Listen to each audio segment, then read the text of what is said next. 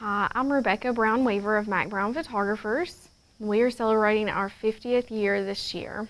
And this is my husband, Jason. Guys.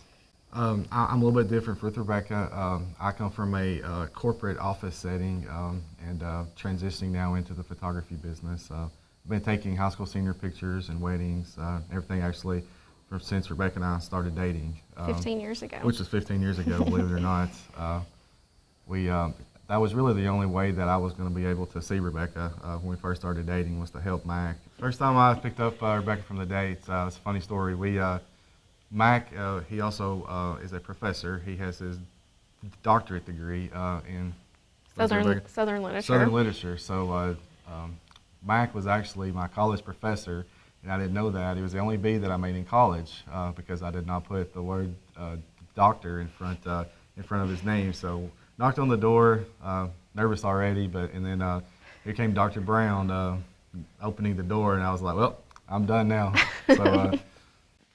My dad actually started our studio in the 60s when he was in high school, and he worked his way through college by doing weddings, working for a newspaper, and then went on to do a career in education, but still had a studio pretty much full-time the entire time he was in education. Our perspective on things has changed. I came back to the studio in 2003 after I finished a degree in marketing, and that was kind of the onset of digital. We went digital at a very early age because of Jason's background in information systems and technology, and that helped Dad probably get into that new world much sooner than he probably would have otherwise. And having two generations at the studio is great because Dad has such a strong foundation that he was able to bring the table and teach us as far as lighting and posing, the proper ways to do things. And then our philosophies on new ways to market and incorporating the technologies has really worked to our advantage for new opportunities for the studio. Our style, it's always an absolute honor when somebody looks at our work and was like, that was a Mac Brown portrait. And our three styles are kind of interconnected. However, we all have our little more style that just reflects our personal style. For example, there's a lot of high school seniors that they do not want me to take their high school senior pictures because I like to put hands in pictures. I like to put the hair in the face. I like the more edgier lighting. So that's one style that kind of transitions me a little bit. I like the more edgier skies and that kind of thing. My style is, of course, babies and children. I do all of those at our studio. My style is very clean. I'm really particular about my lighting, very classic. Dad's style is also that. I feel like I'm kind of the blend of Jason and Dad put together, and Jason is more of the extreme fashion, and then Dad is more of the classic. So I feel like I'm really a blend of their two styles. Yes, my dad has a PhD in Southern literature. His undergraduate was in history and photography art, and that plays a really important role. He actually told me he would pay for me to go to college to be anything but a teacher, and he also wanted to make sure that I had a foundation in business because that's such a huge part of our industry now, is knowing the business, knowing how to market to clients and how to sustain a certain amount of that. And I think that's all those backgrounds fused together has made us a very strong business. Absolutely. Like Rebecca talked earlier, I had just graduated college and I had a full-time job. I was excited. Walked in right after graduation and they laid me off for a month. So I had nothing to do. I had this degree in computer information systems. I had no job in Lawrence County. What am I going to do? Mac was actually going to a Larry Peters convention and he's like, why don't you ride with me? We get to the Larry Peters convention and as soon as I walk in, I think his name was Matt. I apologize if that's not right. He was the graphic designer at that time, and I think still is with Peters Photography. We hit it off. We were talking about all the IP addresses and printers and all the stuff that Rebecca don't care about, that she's lucky that she has me. And so I sat with this guy, Matt, all week long. We looked at how to do Photoshop, how to process, how to do anything. I looked at Mac on the way home. I was like, we're going digital, Mac. So we went in, we bought our first Fuji S1, I think it was, and the rest is just history. But that's kind of how we started with the digital side of the world. My education, computer science, it's really helping with the digital world now because able, especially with our schools and the way technology is progressing in photography, it's the way of the future. I said something about Larry Peters. My education with photography, Larry Peters, Gary Box, Travis Gugelman, I'm sure I'm leaving some others out. They're the reason why why I am successful in the business with the lighting, and then hats off to Mac as well. We're very blessed to have Mac there. Rebecca can share on this. He has always taught us about the lighting, the ratios, and everything, and us learning that now, since we know the rules, we can also break the rules. So I think that's something that we are heavily grounded on that I think is very, very important and successful in the business. And I remember when I was, I think, a freshman or sophomore in high school, I attended my first PPA convention, and I was standing in line to get a badge, and this older gentleman came up to me and he said, "Honey, if you will learn Photoshop, you will make your daddy a whole lot of money." And I had no clue what Photoshop was, and my dad had a friend who worked for the Alabama Department of Education, and he called him and he said, "There's this new thing called Photoshop, and I don't know what it is. Have you heard of it?" And he said, "Sure, I'll send you an educational copy since your daughter's in school." And he sent it, and that's how I started learning Photoshop. So when I came back to the studio, Dad basically told me he would take me under his wing. I would work as his assistant for however long that he felt it was necessary, that I was ready to go out on my own. What was hard in the beginning is the clients knew me as an assistant and not as a photographer.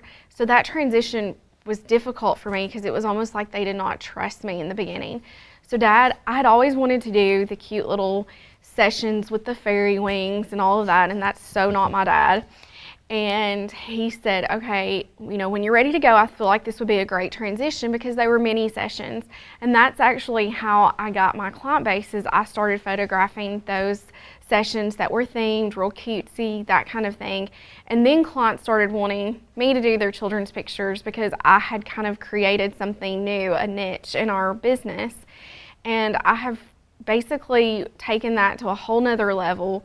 We offer mini sessions and also limited edition sessions. The difference being mini sessions are a no session fee situation where we're doing usually 2 clients within a 10-minute period of time. And then limited editions are where there's a certain theme involved, but they're paying a session fee, and it's a longer period of time that we are actually doing the photography. And the dad still pretty much does seniors, and then he's very involved in our school and sports division. And then Jason helps Dad photograph seniors, and he's also very active, especially in our sports. So Dad, several years ago, actually back in the early 90s, was contacted by a school, and they were too small basically for one of the large corporations to pick them up and ask if he would do the school. And he did. And I remember him saying that he held his breath until he got his first order on senior pictures, because it was a financial commitment for us, because we had things that we had to pay for, composites, so on and so forth, that came with that contract. And then schools basically just started calling one after one, and Dad saw very early on in the industry kind of a paradigm shift of the portrait side of things transitioning into the volume side. And it's been really helpful for us to come from that portrait boutique world and transitioning into the school and volume side of things.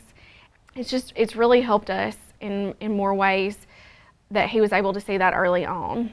To survive in the economy today, we started looking at sports leagues and schools and everything. And I think that's one thing that us as photographers, if you look at Wendy's, you look at McDonald's, you look at Subway, they're changing, how they process their French fries. We need to look at our studio, and he looked at ours, and it's all sports. Was one thing that, we have soccer leagues, little leagues, has something on a Saturday morning, we can go out and shoot from 8 to 12. We're back at the studio. We have a precious little girl now. She is 3. Her name is Sutherland. And, instead of staying at a wedding from 8 o'clock until midnight and you're actually comatose on Sunday after church, we take that sports league. We shoot for 3 hours. We're done. We're packed up. We can go to the park. We can go to the bounce house. We can go wherever we want to, and we can have family time again. And the cool thing about the sports and the processing is you do the shooting. You go back to the studio, you upload your images, you take your prepaid packages, you key everything in, and you send that to the lab. If you have a 3-hour shoot, you process the images, you upload them, in about an hour, hour and a half, right, Rebecca? Mm-hmm. That project's done. You're at home, you're spending time with family. One thing you have to think about is workflow, because it's a completely different workflow with the volume side versus the high school senior side and the boutique side. We have an awesome staff that does our processing, graphic design, and everything. And that is one pivotal thing that you have to have. You got to have a workflow for your volume side and your boutique side. And you have to take that customer service that you provide on the boutique side and make sure that you're also providing that for the schools and your sports and everything as well. As we said earlier, this is Dad's 50th year in business, and we have in our hometown the Middle Tennessee District Fair, which brings in around 100,000 people from basically a 5-county radius around us, which is our primary marketing for the year. And those 5 counties are pretty much our whole marketing base as far as our clientele anyway. So we usually do a really big display. It is 8 by 40. 8 by 40.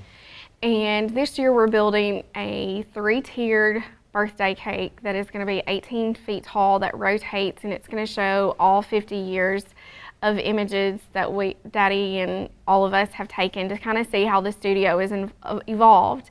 And this is our biggest marketing campaign for the year. And we do beautiful prints that we actually, in turn, are our new prints to display in the studio.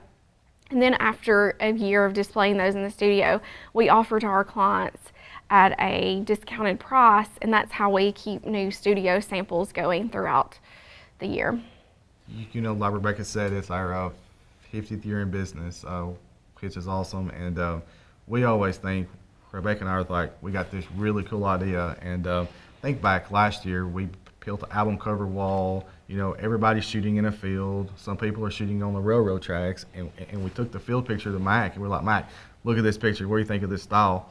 He kind of looks at us. He kind of rolls his eyes a little bit like he does sometimes, which always keeps us under control and keeps us straight. And he's like, I was doing that 27 years ago. We just kind of looked at him like, yeah, right. So he pulls out his negative, and he pulls out the print. And seriously, it was the bohemian style girl with the flower wreath on the hair. She was holding her dress up, and he's like, you don't have nothing on me.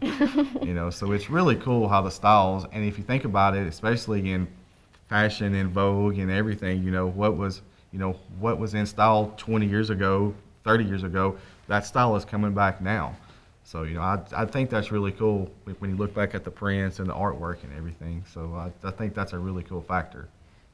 The next thing that we should be preparing for, that's a tough question. I feel like the next phase of photography is definitely incorporating video. I feel like that's going to be kind of our next big thing.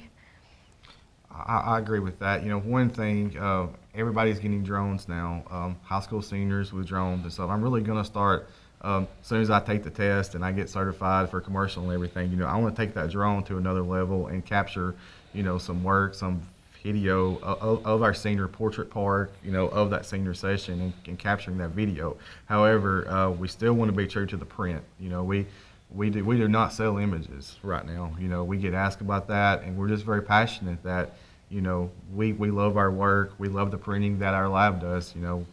We love H&H, and we love printing. We love to see things hanging on the wall. So we always want to push that, we're just not taking a picture, it's a art. It's a form of art that's hanging on the wall. We do have to keep evolving with the changes, with the video, with the everything coming in. Our studio, about 10 years ago, when gas prices actually were at their peak, saw that we were beginning to drop off in some key areas of our marketing base of clients. So we started looking into opening a second location in one of the counties north of us that we had a really strong client base in. And we ended up buying a place and opening our second studio in a little town called Mount Pleasant. And we're located, our main studio is located in Lawrenceburg, Tennessee. We're about 80 miles south of Nashville, right on the Alabama state line. So this county is just the county north, Murray County, and it's also a county close to Williamson County, which is the fastest growing county in the state, and also the wealthiest county in the state. So that it kind of situated us really well within our client base. It has been challenging running two studios. Basically what we do, we have a girl there, Becky, who is our office manager at that studio. I, until last year, was photographing there on Mondays and Fridays. It's basically more of a baby studio than it is a senior studio, because we still have our huge outdoor park at our Lawrenceburg studio that most of the seniors prefer to come to. It's also a really good place for clients to be able to pick up and place their orders and different things, and just helps them with the amount of time and travel issues that they were having when they were at our Lawrenceburg studio. And I still photograph there on Fridays, and the studio's open 4 days a week at that location. But just the workflow of trying to make sure that this client's files were at this studio and this client's files were where they needed to be, that's been a little challenging, but we've been able to work through those, and I feel like we have a really good system now. It's all about organization, trying to make two studios work. It's just completely a matter of organization, just trying to keep everything in one location, having duplicates of everything so you're not having to wag stuff back and forth between the two studios, and keeping a consistent look and style between the two. Of course, we all have a lot of pieces of antique furniture that aren't duplicable, but at the same, we can also try to get things that are similar, and then things that we actually buy, purchasing two of or swapping them out. That's probably my favorite thing to do, because I get bored easily, and we can just swap things out between the two studios and keep it fresh.